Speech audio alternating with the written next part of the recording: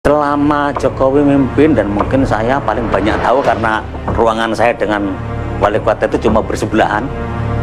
Jokowi itu kalau mimpin itu arogan, jadi tidak semacam kayak di TV-TV kalau pakai baju kayak gitu, itu tiap hari dia tuh pakai dasinan, pakai jas-jasan. Dan tidak mau mengakui keberhasilan staf itu, tidak mau. Jadi menganggap bahwa yang berhasil dia, tapi kalau salah staf gitu. Itu yang terjadi, yang saya tahu itulah. Saya pikir data tambahan, data kurangnya itulah yang saya tahu. Kan isunya Jokowi tidak terima gaji, Jokowi apalagi itu bohong. Jokowi terima gaji, Bang nyodorkan saya kok yang terima kwitansinya saya kok. Jadi Jokowi itu bohong kalau ngomong dia tidak terima gaji waktu zaman jadi wali kota. Nah itu kadang-kadang pencitraan yang di luar kan kayak yang iya kayak gitu, tapi sama sekali enggak, karena penanggung jawab anggaran daerah. Jadi yang nyodorkan itu bagian keuangan, tanda tangan, setelah bahas itu terus laporan ke saya, Pak ini Pak sudah diterima gajinya Pak Wali, sudah diterima gajinya Pak Wakil. Jadi semuanya nerima, itu bukan berarti tidak nerima.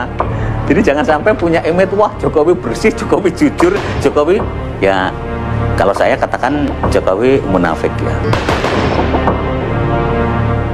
Ada salah satu staf di balai kota, dia nyimpen dana pemerintah, dalam arti dana Pemda di rekening pribadinya. Angka ini justru tahunya saya dari hasil pemeriksaan BPK. Ternyata muncul bahwa ada seorang oknum yang nyimpen dananya sejumlah 6 miliar di balai kota. Nah, waktu itu muncullah di media lokal ya, Solo Pos waktu itu, kalau nggak salah, pada Suara Merdeka. Terus waktu itu, hari itu juga saya ketemu sebagai sekretaris daerah Pak Jokowi dan Pak Rudi, wakil wali kota, jadi wali kota dan wakil wali kota. Waktu itu juga saya diminta pertimbangan, gimana Pak terjadi begini. Langsung saya tuh jawab singkat, besok juga orang itu pecat. Sebab kalau tidak dipecat orang itu, saya dianggap itu atas perintah saya sebagai ketua tim anggaran.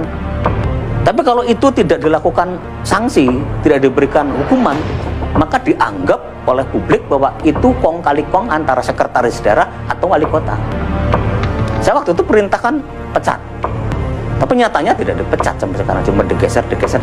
Sehingga saya itu juga ngomong waktu, kalau memang ini tidak dilakukan, tidak diberikan hukuman, itu berarti ini atas izin Anda. Karena saya sebagai penanggung jawab anggarannya, saya merasa didolimi sama anak buah yang kayak gitu. Nah, tapi apa yang dilakukan oleh wali kota sampai sekarang juga ternyata tidak ada hukuman, sehingga saya meyakini bahwa itu pasti atas izin wali kota. Karena mustahil seorang staf nyimpen di rekening pribadi angka sejumlah itu.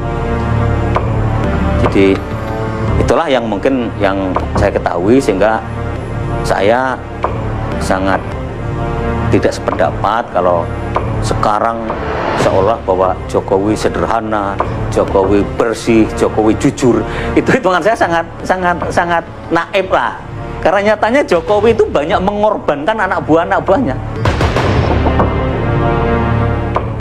Inilah laporan hasil pemeriksaan Badan Pemeriksa Keuangan atau BPK atas anggaran pendapatan dan belanja daerah Surakarta di masa Wali Kota Joko Widodo. Dalam laporan keuangan Kota Solo tahun anggaran 2005, terdapat lebih dari 12 pos anggaran yang dinilai BPK berpotensi merugikan daerah. Salah satu yang mencolok adalah pengadaan aset senilai 3 miliar rupiah. Joko Widodo disebut menerabas aturan. BPK menilai bekas wali kota Surakarta itu tak cermat dalam menjalankan dan mengawasi praktek pengelolaan keuangan daerah. Informasi dan laporan keuangan yang dibuat Joko Widodo pun dinilai keliru dan menyesatkan. Selain pengadaan aset 3 miliar rupiah ini, BPK juga mendapatkan adanya pajak reklame yang tak disetor ke kas daerah. Penggelapan belanja tidak terduga dan jatah untuk ormas. Hingga proyek belangko kependudukan yang dilaksanakan tanpa tender.